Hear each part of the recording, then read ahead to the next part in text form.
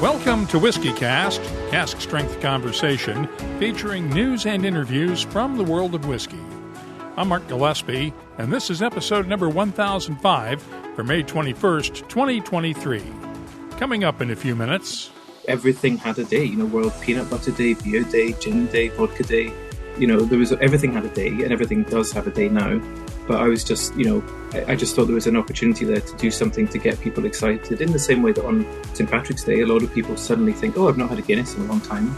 Saturday was World Whisky Day. It was created by Blair Bowman 11 years ago to celebrate whiskey and has truly become a worldwide phenomenon among whiskey lovers.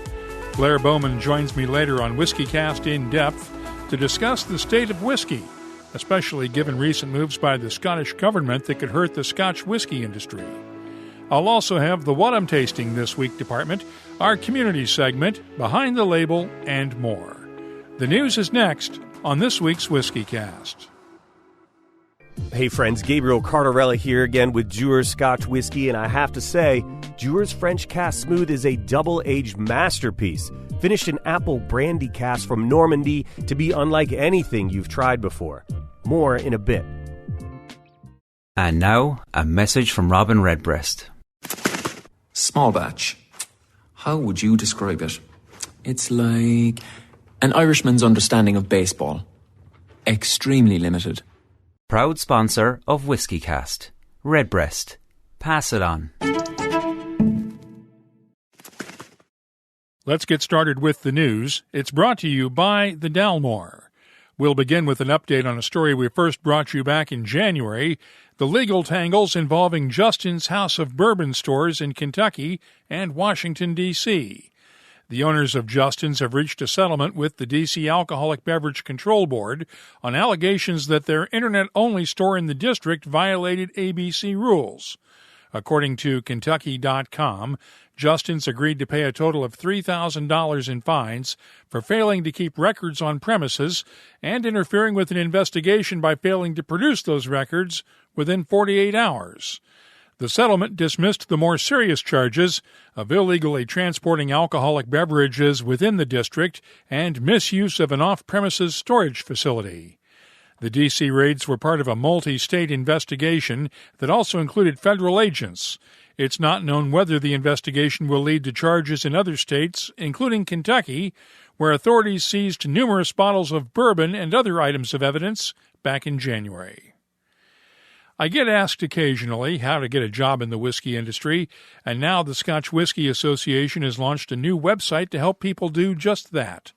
The Spirited Careers site is a recruiting platform where SWA member companies can post job openings while also showcasing potential career opportunities ranging from production to marketing and tourism. We have a link to the website in the show notes for this episode at whiskycast.com. In other news, White & Mackay owner Emperador is investing $107 million to increase production at its 5 distilleries in Scotland. The Philippines-based company told investors the move was needed to meet global demand.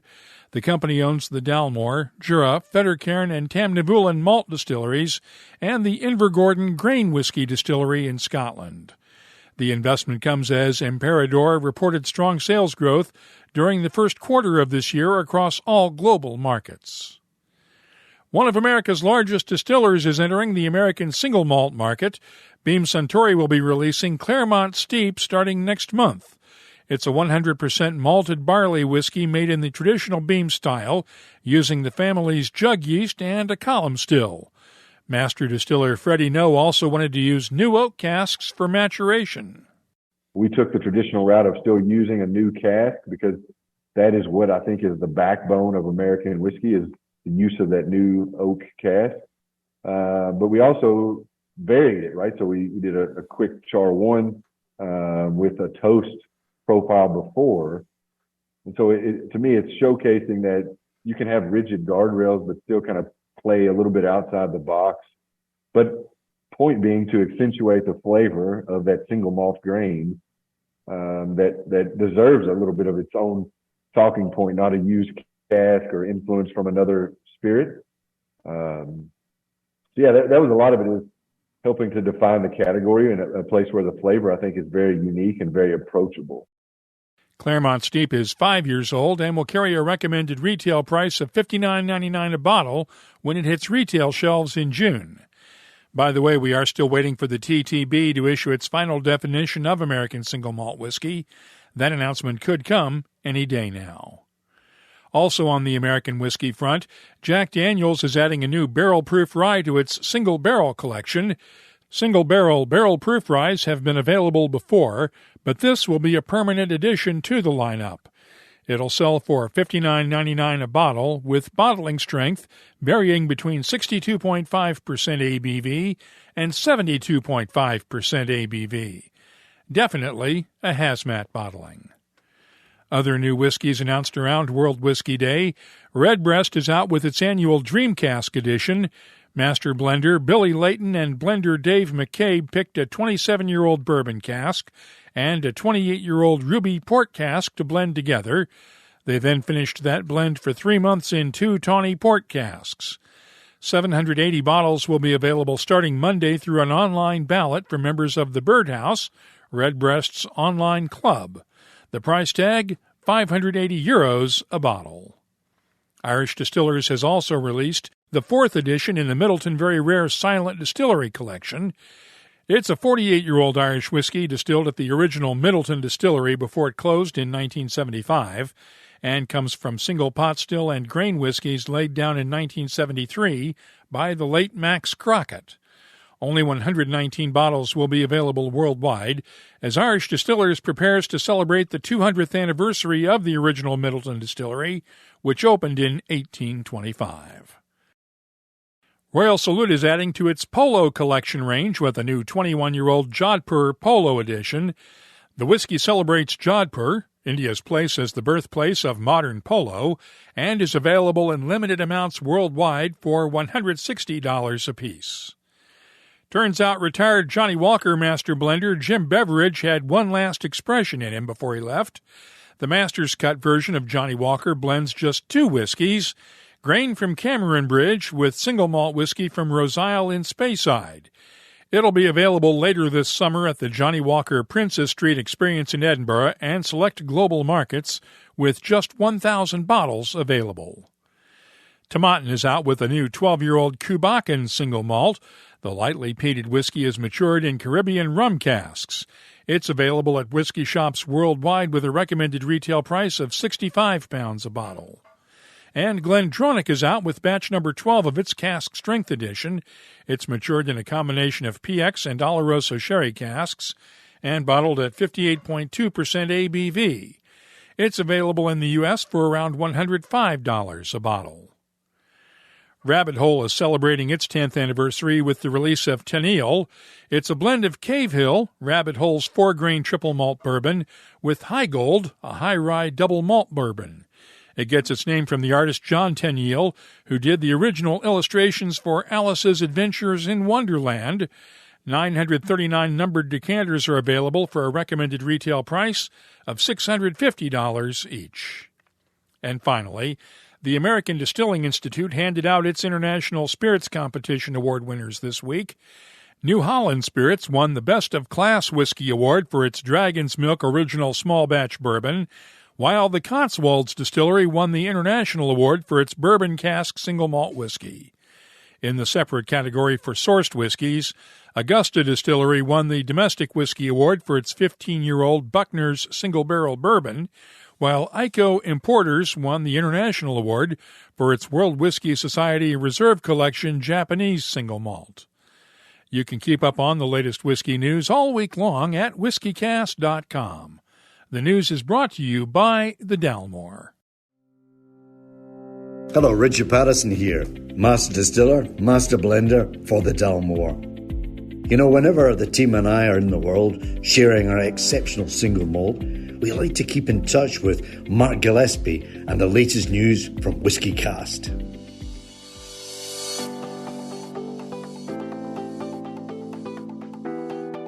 Time now for our look at upcoming whiskey events around the world. It's brought to you by Writer's Tears. The Campbellton Malts Festival kicks off Tuesday and runs through Friday in Campbellton, Scotland. followed by the Isla Festival of Malt and Music. The Phage gets underway on Friday and runs through June 4th. Whisky Live Canberra is this Friday and Saturday in Australia's capital city. And the other Phage, the Isla Whisky Festival, is June 3rd in Melbourne, Australia. Whisky X is June 8th in Atlanta, Georgia. And the Edinburgh Whisky Festival is on June 10th in Edinburgh, Scotland. Finally, the Twisted Tail in Philadelphia hosts Dip and Sip with Maker's Mark on June 14th. If you're organizing a whiskey event, let us know about it. We'll add it to the calendar at whiskycast.com and in the WhiskyCast community app. The calendar is brought to you by Writer's Tears. Writer's Tears Copper Pot, an 18th century style of premium Irish whiskey, blended from single pot still and single malt. Like yourself, it's one of life's treasured rarities, and what's rare is wonderful. Writer's Tears Copper Pot. And now, a message from Robin Redbreast. Kentucky and Ireland have plenty in common. Two homes of horse racing. Bluegrass music is said to have Irish roots. Okay, it's not the longest list, but the Redbreast Kentucky Oak Edition only strengthens the bond. Finished in sustainably sourced Kentucky oak for a captivating nose and round taste. I see a triple crown in this thoroughbred's future. Proud sponsor of WhiskyCast. Redbreast. Pass it on.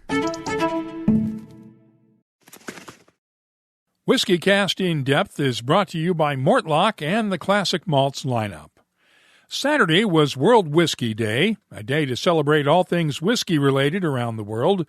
It was the brainchild a dozen years ago of whiskey writer and consultant Blair Bowman, who's become known for his outspoken views on controversies affecting the Scotch whisky industry. Those controversies include Scotland's delayed deposit return scheme and an attempt earlier this year to push through severe marketing and advertising restrictions for whiskey and other alcoholic beverages. I talked with Blair Bowman via Zoom on Friday, a day before World Whisky Day. Let's start off by talking about World Whisky Day. Are you surprised at what this has become over the last few years, with celebrations all over the world, literally? I mean, it's been lovely to see it grow organically and see celebrations, literally, as you've just said, in every corner of the globe. And this afternoon, I've received flurries of kind of press releases about new releases that are coming out tomorrow. So it's been lovely just to see people embrace it and celebrate all different types of whiskey, not just Scotch whisky. So, yeah, it's been really nice to see people kind of take it and then, get people excited about whiskey, which was always what, I'd intended, I hoped. What was the original impetus for World Whisky Day?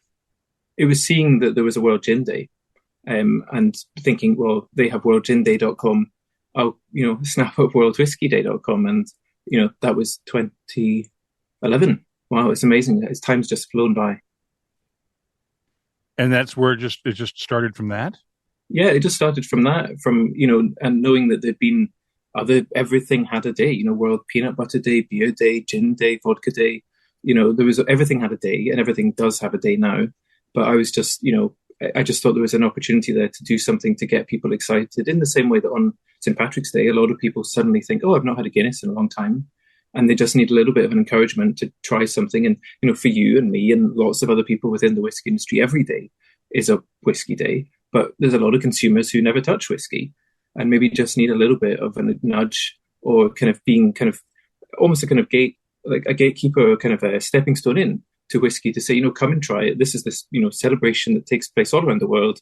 We're having it with cocktails, we're having it with, ice, we're mixers, and just, really just having fun. And, whiskey can get a bit too precious sometimes, and it is a precious thing. And there's a time and a place for whiskey to be revered and admired in that way. But for a lot of people, it can be very intimidating and off-putting and snobby. And, that's what I was hoping. And I feel like it's grown organically to that stage. And that's what World Whisky Day has become, which is nice. And it really has become a World Whisky Day with the celebration of whiskeys from all over the world now. Are you surprised at the growth of the whiskey world, as it were? I think it's been amazing, hasn't it? I mean, I think you and I have both seen that over the last decade, that, so many places that were just starting out, so Kavalan or, the kind of the smaller Indian single malt distilleries have now kind of taken off. Obviously, Japan booming, Tasmania. I mean, it's almost it's hard now, I think, to find countries that don't have a single malt distillery producing, and that's, I think, come off the back of just this growth of understanding. And I think it's come through education. I think a big part has been the work across the category of brand ambassadors in markets, explaining the differences and the differences within the category of, this is a blended Scotch, this is a single malt, this is why, this one is a step up in terms of price. And I think that comes through education. And once people have that bug, like so many people do and get with whiskey, a lot of people I've met and found out, it's then they want to try and bring whiskey to their place where they're from and use, the same ingredients, same processes, a lot of them following the Scotch whisky regulations, even though they don't have to. But, using that, but then using their local water, obviously, local barleys, if they can get them, interesting yeasts, interesting maturation environments, and creating their own distinct style of whiskey in that place. And, we've seen with Milk and Honey winning the World Whisky Awards this year, it's just amazing to see these popping up all around the world, and all producing amazing, fascinating products with delicious flavors. And I think it's, at the end of the day, that's what it's about, isn't it? It's, making tasty whiskey that we can, chat about and discuss and debate. And I think that's what people get excited about when they get into whiskey. What have you tasted recently that has you excited? I've been very lucky to taste some absolutely phenomenal things recently, and I'm sure you have maybe tried a few of these as well. In front of me, I've got the most recent Mr. George from Gordon MacPhail. Absolutely stunning. Of the three, I've been a fan of all three of the Mr. Georges, but this was the 1959. I mean, I don't know how they do it. I really don't know how Gordon MacPhail can consistently put out over 50 years old, over 50 ABV whiskies. And, I was also very lucky to taste the Coronation, the 1948 Glen Grant from G&M, also delicious. And just, amazing. There's something I find, and I'd be interested to hear what you think. I find within these older whiskies that have this still retained high ABV, something very interesting in the mouthfeel that seems to be happening within, I'm not a scientist at all, I would never pretend to be, but something in the molecules aging as well, perhaps, and that even though we're talking about that high ABV, there's not the heat, there's not the burn, but it seems to really change the mouthfeel, quite chewy and viscous, and just absolutely stunning. And the other ones that I've recently tasted that just really blew me away are the new trio release from The Last Drop. I was particularly taken by the blended grain, 50-year-old blended grain, which I think is a really underappreciated, I think single grain in general, but I think blended grain is a really underappreciated part of the market. And there's some really interesting old casks of grain sitting out there that I think really should get into bottle, because the flavors that you can get from a well-aged grain are fantastic. I've always thought that single grain makes a great summertime drink. It does. I really like putting single grain in the freezer. I don't know if you've had the absolutely amazing bang for buck 30-year-old blended grain from Master Malt. I think it goes for about £60 maybe. It's, just absolutely fantastic. I keep that in the freezer, and it really just locks down the flavors, pour it into a glass, and it's just, it's great on a summer's day, also great in a highball. But it's a very nice summer drink, a single grain. Let's turn to the controversies that you've been involved with over the last few months. Mm-hmm. You've been very outspoken about the Scotch marketing and advertising regulations that have now been put on hold. Those were really seen as onerous for the industry in many ways. What was your major objection to what the Sturgeon government had proposed and the UMSA government has now put on hold and sent back to the drawing board, as it were? Yeah, so when the consultation came out, it was just extremely biased. So it was an open consultation. Anyone could, contribute to it. And I was trying to get as many people as I could to respond to this, to basically read through what they'd written. And it was written in such a way that it was trying to get Scotch whisky or any alcohol in Scotland to become hidden behind the counter and almost remove it from all aspects of society. At one point on a radio call-in show, a representative of an alcohol support charity implied that the new Johnny Walker Princes Street building in Edinburgh would have to cover up their name and remove it, which then I was countering, was saying, hang on, distilleries are named after their place. Are you saying that Bowmore is going to have to remove its name? Is Bowmore Primary going to have to remove their name? Just ludicrous. And it went to that level of extremity that, it didn't take into account how much the Scotch whisky industry in particular support the arts culture within Scotland. So, supporting the Edinburgh Film Festival, the Book Festival, Scottish Ballet, all of these, industries in the arts that have really struggled throughout the pandemic. and just generally in recent years had a really tough time, they really rely on the support of sponsorship from typically drinks companies. And this would have meant that was no longer possible in Scotland at all. It would also remove it from sports events that also rely on, brand sponsorship. And, it's always been marketed responsibly with very strict rules in Scotland already, actually more strict than in England in terms of how alcohol is licensed and sold in premises, off premises and on premises. And it was just completely onerous and over the top. And it was the only consultation I'm aware of that has ever asked as the first question for you to disclose whether or not you are, within that industry. All previous, within the history of the Scottish Government, all previous consultations have been completely, anonymised in the sense that you don't need to tell the government that you have an interest in that field. So, that was quite alarming and concerning as well. So I'm very glad that, despite, a lot of shouting about it, it did get kind of kicked out, or not kicked out, but it's been sent right back to the beginning of the drawing board, because it would have really ruined, events in local communities, Facial, what would have happened there. There's Spirit of Speyside Festival, there's so many things that would have been implicated had this been allowed to go ahead. And I think the reason I was so particularly vocal about it, and I think we'll get onto this, is because of what I've seen in the chaos that's been created by the unworkable deposit return scheme. And my fear was that had this consultation been forced ahead and allowed to go through, we would have been in an even worse mess if that had been allowed to kind of go ahead and become, law within Scotland. I was about to address the deposit return scheme, which seems to have had some new changes to it added this week. We have deposit returns in the U.S., but it seems to be fairly painless. Yeah. But this would have been really a pain for the industry, right? It would have been. And I mean, it didn't need to be this chaotic farce of a mess. But because the minister in charge in particular has refused repeatedly to listen to the legitimate concerns of businesses, especially small businesses, this is why we're in this mess. And I'm not sure if you've seen that just yesterday afternoon, she dropped a bit of a bombshell at a conference where she said that if they're not granted this requirement of UKEMA exemption, UK Internal Market Act exemption, then the whole thing may be axed by the end of this month, which is just ridiculous. So that's just the development in the last 12 hours. So I don't know if it's useful for me to summarise the chaos or, how much detail you want me to go into. But, I mean, frankly... Oh, let's go into the woods on this one. Okay, there's been, as you know, lots of fantastic, excellent examples of deposit return schemes all around the world for decades. That's understood. They work well. They're straightforward. For whatever reason, Scotland decided to make the most ambitious, complex scheme ever imagined from scratch. So rather than do what logical people would do, which would be go to somewhere else and say, please may we copy and paste what you've done and do it ourselves, they decided to write it in isolation with very little industry engagement whatsoever, despite a regurgitation of a line that this is an industry-led scheme, which is just a lie. So it's just totally unworkable, no matter which way you cut it. So I'll try not to get too technical. But basically, from the producer's perspective, producers would be required to create a separate, if they wanted to, create a separate label for Scotland to show that this product is sold in the Scottish market. But in order to sell it in the Scottish market, they had to register by an arbitrary deadline of the 1st of March, 28th of February this year. But within the producer's agreement, it was extremely onerous and extremely unfair.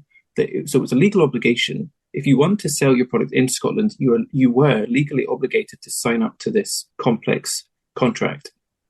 But what that contract stated is if you have a certain threshold of bottles or cans that you're putting into the market over 10 million, which is a large threshold, you would then become liable to the scheme administrator, which is this strange entity that's formed, out of nothing called Circularity Scotland Limited.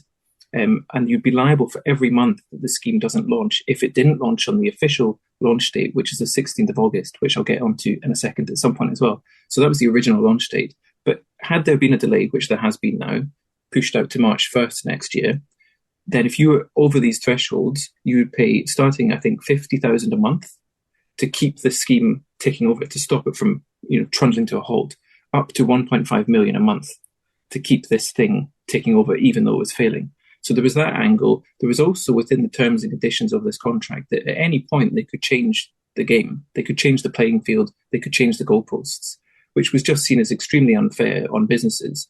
And as I say, it was a legal obligation. But lo and behold, this deadline came and went on the 28th of February, and only 15% of businesses signed up to it.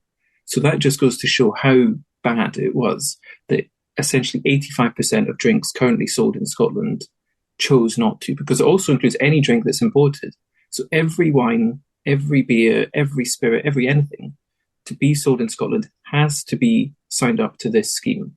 It's a legal requirement, and there's no way around it. And it's fraud. It's enforceable by law if you don't sign up to this. So why would a tiny producer sign up to this thing when there's so much administration involved? You have to report every month to this entity. You have to provide sales forecasts. There was a big issue around the cash flow that you'd have to pay all your deposits up front on the kind of going live point for everything you currently had in the market, plus forecasts. So, I mean, cash flow wise was enormous. Speaking to most SMEs, I was finding out that it was going to cost them between 20 to 25,000 in just setup costs, just to become compliant, which is a huge cash flow hit that they wouldn't get back, because this is just, there was no support, there was no grants. Again, if you look at other parts of the world, for example, Tasmania's got a new DRS going live later this year. They've got amazing packages of support for SMEs. You get grant money. If you need to get barcodes, that's a whole other thing. You need to have barcodes to be part of this scheme. Lots of specialist wines and spirits don't need barcodes because they're such small, runs. They just don't sell on barcodes. So that was a whole other issue and still is an issue. Glass is a big issue.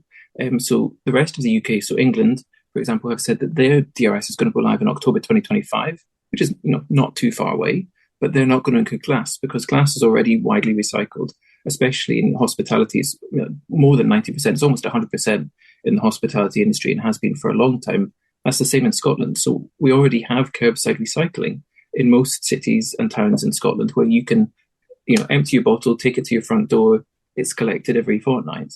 Whereas now with this new scheme, you'd have to drive, probably if you aren't able to walk, drive to your nearest supermarket to return it. But again, the return points might be broken or might not accept it. Cans can't be crushed. I know I'm going quite a long rant here, but that's just from the issues of the producers. There's also the option not to create a Scotland barcode and to leave your barcode UK-wide because we are a single market, as far as I'm aware, and as far as everyone is aware, Scotland is not a separate, independent state at this point. So, some businesses don't have the operations to create a separate SKU for Scotland. So if you leave it as a UK-wide barcode, you then have to pay a premium. So you have to pay more than the kind of standard 20 pence amount, which is the current deposit rate. And then also there's monitoring and checking. So it's massively open for fraud. It's been estimated that an empty truck could take something like £35,000 worth of potential deposits from England up to Scotland to be fraudulently redeemed by, organised crime gangs or whatever. If that happened, it would be the producer that would be at fault, and they would have to pay any difference. If they'd estimated that, this was their 100% number of items in the market, but 120% were redeemed, they would have to pay this difference. And so that's that kind of side of things. On top of that, and do stop me if it's too much, Mark, on top of that, VAT is an unresolved issue, despite them saying that VAT had been resolved. This is a very strange anomaly within it, that there's no VAT in the whole chain. So the producer charges their 20 pence to the wholesaler or the distributor. The distributor then charges it to the retailer or the bar or the shop, and then the retailer or the shop or the bar charges it to the customer. So there's this strange, chain of 20 pences that don't actually need to be charged to one another on invoices, but they are, just because of the way they've set it up. And then you buy your thing, you paid your deposit, but if for whatever reason, after an arbitrary period of time which hasn't been defined yet, you choose not to redeem that, or let's say it's a special bottle of whiskey that you're not going to open for many, many years, you're saving for something special, and you've not redeemed it. After this time frame, supposedly VAT suddenly becomes applicable to the deposit, but not to the person that's bought it, but to the producer. So that producer is suddenly liable to pay magical VAT that's appeared from nowhere, that wasn't on it at all, because some time frame has passed, which is extremely unfair. And especially, again, for Scotch whisky, that a lot of people are coming to Scotland, whisky tourists, buying bottles, taking them back home out of the country, and are never, ever going to redeem them within Scotland. And that could, again, be a massive cash flow issue for businesses having to pay VAT on things that weren't redeemed. So that's, and that's me just talking so far about the producer's side of it. There's also the hospitality issues and the consumer side. It seems like a nightmare. it's a total nightmare. And it was always going to be a nightmare. And just, the way that I accidentally fell into this was that I started looking into it in April last year and wrote a column about it in Scottish Field magazine. And it's the first time I'd ever used the word omnishambles in a piece, because that was the only way I could describe it. And could see that this just wasn't going to work, no matter which way you looked at the regulations. It just was unrelated to reality in all aspects. And I started to speak with, peers and friends in the industry, who had been really focused on keeping their business alive through all these challenges that they've had, not just COVID, but also cost of energy, Brexit, everything else that had been thrown at them. I was even speaking to a Michelin star chef that had never heard of deposit return scheme until I told him about it, because he'd been just so focused on trying to keep his business afloat. So businesses hadn't seen the damage that was coming down the track. So I wrote that in the April, and then over the summer I had all these conversations and felt I'd got to a point where something had to be done to say, look, this doesn't work. Like, have you actually spoken to anyone in the real world? So coordinated an open letter, which I thought by that time I might have had 30 to 50 names within my network that would sign it. Amazingly, it blew up, and I got over 600 signatories to this open letter that I sent to the government minister in charge to say, look, these are the issues and flaws that we have identified with this. Come and work with us and we'll find a solution. And there was still time. This was November last year. And the go live date at that point was the 16th of August, which I said I'll come on to. So that was then. It was completely, just ignored. I got a blanket statement reply, which seems to be this minister's modus operandi, is just reading out prepared statements, not able to speak in a kind of natural way of answering questions that she's, asked, and just replying with prepared statements every single time. Even in the chamber of Holyrood, this is how she operates. And it's just not good enough. And it's damaging businesses and damaging business confidence when what they need is stability. So that was in the November. I then, off the back of that, created a WhatsApp group of all the signatories. So since then, I've been kind of, administrator of a WhatsApp group that's got well over 500 businesses in it, from tiny, one-person SME businesses right through to 100 million, 200 million plus CEOs of, big drinks businesses. And then within that, created subcategories of each sector, so hospitality, retail, producers, and so on, so that we could have discussions and debate around this.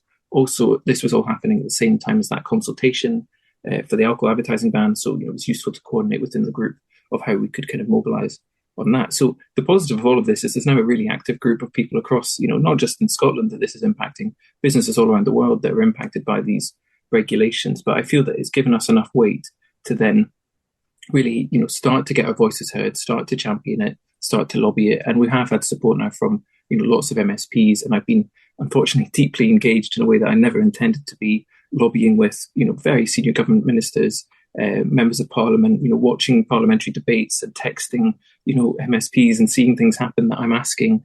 So it's been quite a fascinating process for me to accidentally kind of stumble into, but it was never my intention. And I wish it would have been listened to at the beginning, because it could have been resolved, but it's been dragged on and we're now in this complete mess. Do you think the Scottish government has it in for the whiskey industry with these two schemes?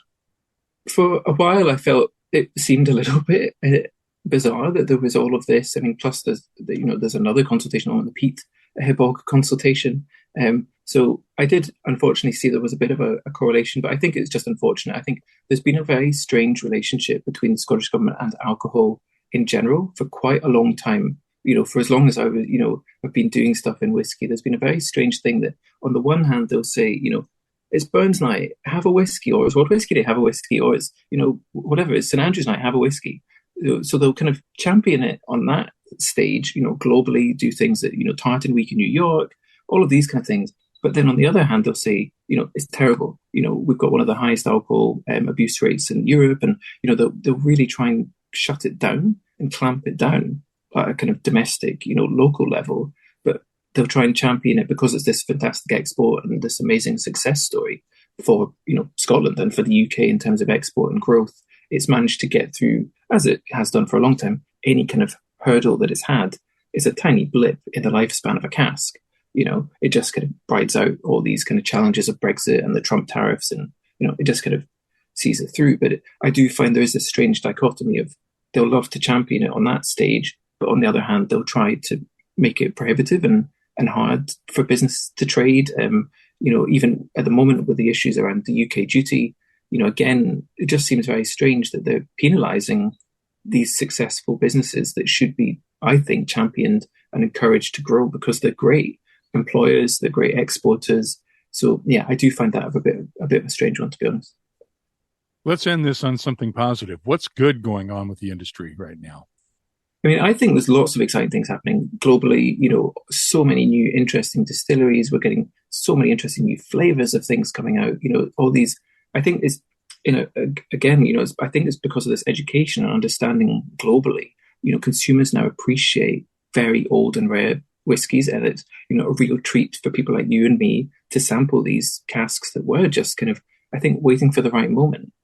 Had Gordon MacPhail released, this 1948, as an example, a while ago, yes, it might have sold, but it couldn't have maybe commanded a £25,000 bottle price tag because the consumer wasn't, consciously there yet in terms of being able to pay for that and appreciating the scarcity of, this is a single cask, understanding what that means. So I think I feel, and I've said to others recently, I feel like I'm really we're all in this kind of golden age of whiskey of, releases coming out of these warehouses and from independent bottlers doing really interesting stuff, finding really interesting battings or old blends, the old single grain thing I touched on earlier. We're also in this new age of, rye or, also single grain, but, rye Scotch as well. So I think we're really in quite an exciting phase of growth. And I hope that continues. I hope for everybody's sake, I hope that continues for a long time. But I think there's still a really lovely positive thing across the board, that there is this amazing collaboration, within Scotland across distilleries, but also globally with new distilleries coming on kind of educational visits. I'm involved in quite a few interesting projects in Japan and India at the moment where we're creating kind of like knowledge exchanges between Scotland and these places. And that, it's just because it's this long-term thing. It's about a kind of long-term partnership and long-term growth, which I don't know firsthand, but I don't suspect you would get this in other industries. I don't think you would have, in the way that whiskey does, almost like an open door policy. You come and visit my distillery, I'll come and visit your distillery. We'll tell you the cut points, we'll tell you everything. And there's a real lovely openness that I think is a positive that whiskey's always had, but I think it's become even more so in recent years. So yeah, I mean, I think whiskey's in a very exciting state, despite the challenges with legislation and regulations domestically. I think globally whiskey's in a very good place. Thanks to Blair Bowman for spending some time with us on this week's WhiskyCast In-Depth. It's brought to you by Mortlach, whiskey's best-kept secret. Hidden away for decades in some of the world's most famous Scotch whiskies, comes a single malt inspired by an original for a fortunate few. Discover the entire Mortlach lineup at malts.com. Let's start off the What I'm Tasting This Week department with the Jack Daniel's Single Barrel Barrel-Proof Rye that I talked about during the news. My sample was bottled at 68.65% ABV, and the nose is aromatic with baking spices, dark chocolate, red apples, and apricots. The taste is thick, chewy, and peppery with black pepper and cinnamon, touches of red apples, dark chocolate, and apricots that come out as the spices fade. The finish is long, dry, and spicy. I'm scoring the Jack Daniel's Single Barrel Barrel-Proof Rye a 94. Next up, the Michter's 10-year-old bourbon 2023 edition we mentioned last time around. I received a sample this week.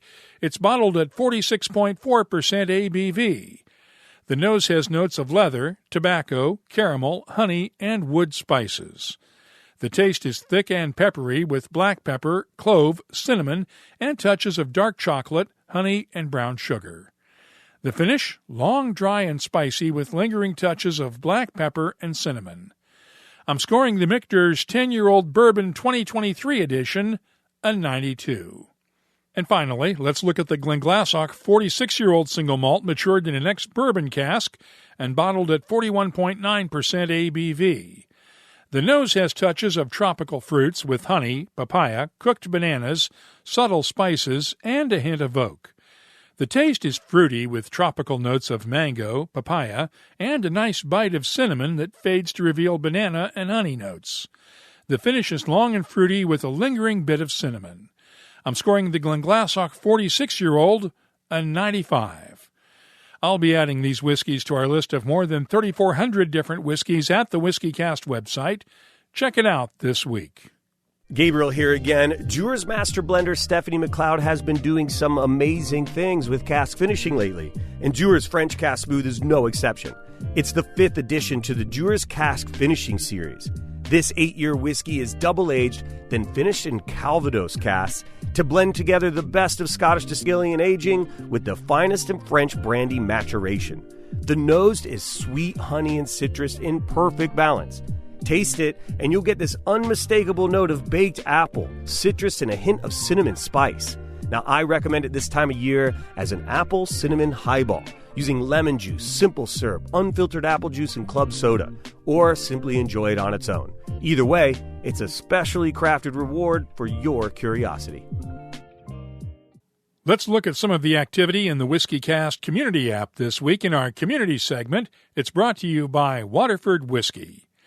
Land Rover unveiled a special Defender Isla edition this week featuring wood trim from Kilchoman whiskey barrels. And, of course, there are the various Bowmore Aston Martin editions, the Glenturret's special release with Jaguar a couple of years ago, and even the Jack Daniel's McLaren special edition I mentioned a couple of weeks ago. The question is, do tie-ups like those make you more or less likely to buy a specific whiskey? Doc Martin responded this way, I guess if I really loved the brand, I did buy the Game of Thrones Scotch lineup based partly on my love for the show. Ian Bruce added this, it's funny how we have distillers and brands wanting to showcase their achievements in developing greener technologies and becoming more sustainable, then connect with some motor-themed brands. Would be class to see if they worked in tandem for a cleaner future. Then there's this comment from Tyrone Cote. For the most part, I ignore these offerings as I am not their target market. Where it starts to impact my opinion of a brand is when they spend more time talking about promotional whiskeys and less about what's in the bottle. For instance, Bowmore is a brand and a town that I grew to love. However, little things like the way their marketing team overemphasized how aging in the #1 warehouse by the sea impacted their flavor bothered me. In fact, a good measure is matured on the mainland. Next, Bowmore began to spend a lot of time on premium-priced and auto editions, and it felt like they lost focus on selling a good quality whiskey. I will always have a soft spot for Bowmore, but they are testing my patience. And finally, we had this comment from Elias Aoud. There's usually no impact for me. If a whiskey is good and I can afford it, I'll buy it. There are exceptions, though. See Conor McGregor and Proper 12. I don't care for him, so I'll never buy anything supporting him. If you'd like to join the discussion, download the new WhiskyCast community app and join the 500-plus users who have already downloaded it and are discussing all things whiskey-related. It's available in the Apple and Google App Stores right now. Our community segment is presented by Waterford Whiskey, where they explore the frontiers of natural flavor one farm at a time to create unique Irish whiskeys. Visit them on the web at waterfordwhiskey.com. Let's wrap up the show now with Behind the Label, our look at the history, science, and people who make whiskey unique. Let's talk about yeast for a minute now, that monocelled organism that's responsible for taking the sugary wort in the distilling process and turning it into alcohol. It's known by its Latin name Saccharomyces cerevisiae, and it works by consuming the sugars in the wort and excreting ethanol molecules. There isn't just one type of distilling yeast, though. There are literally thousands of different strains. Some distillers swear by their family's jug yeast handed down through generations of distillers. Others settle for specific strains of lab-cultivated yeast designed to enhance certain flavors. For instance, Four Roses has 5 different strains of yeast it uses depending on which flavors master distiller Brent Elliott wants to emphasize in a certain batch of whiskey. Dr. Don Livermore's Canadian Whiskey Flavor Wheel highlights the different types of flavors yeast can produce in a whiskey: fruity, floral, soapy, greengrass, and sulfuric notes. It's not just the yeast that produces those notes, though. Changes in the pH and oxygen levels of a wash or its temperature can affect the final flavors. That's why picking the right yeast strain is important, since barrels can only do so much to fix a problem with the distillate. If you have something you'd like us to look at on an upcoming episode, just use the contact form at whiskycast.com to get in touch with us. That's all for this edition of WhiskyCast. You'll find links for the stories in this episode in our show notes at whiskycast.com. That's also where you'll find the latest whiskey news, my tasting notes, the calendar of events, the whiskey photo of the week, and, of course, a complete archive of past episodes going all the way back to 2005. Get in touch with us on Twitter, Instagram, and Facebook at WhiskyCast, or you can use the new WhiskyCast community app. Our email address is comments@whiskycast.com. And now, a message from Robin Redbreast. So, in Spain, they call Redbreast Petit Roco. It's me, but a touch more exotic. Kind of like a Redbreast PX edition. Finished in Pedro Jimenez casks, adding a velvety and decadent dimension. You know, I won't lie. A climate like this makes me wish I was a migratory bird. Proud sponsor of WhiskyCast. Redbreast. Pass it on. Friends, it's me again, reminding you to try Dewar's French Cask Smooth Blended Scotch Whisky. The best of two cultures and traditions in one beautiful bottle. Please drink responsibly. WhiskyCast is a production of Cask Strength Media, copyright 2023, and comes to you from the charming, yet regrettably dry town of Haddonfield, New Jersey. I'm Mark Gillespie, reminding you that when you drink, please drink responsibly. Thanks for listening.